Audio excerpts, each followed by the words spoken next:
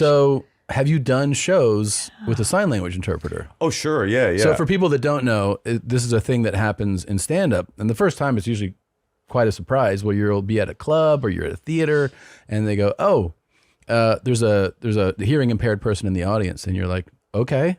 And they go, so there'll be an interpreter on stage with you. And you're like, what do you mean? They're like, well, if somebody calls ahead and says, I'm hearing impaired, they can request and we will, by law, provide an interpreter. So you are literally standing, doing your show.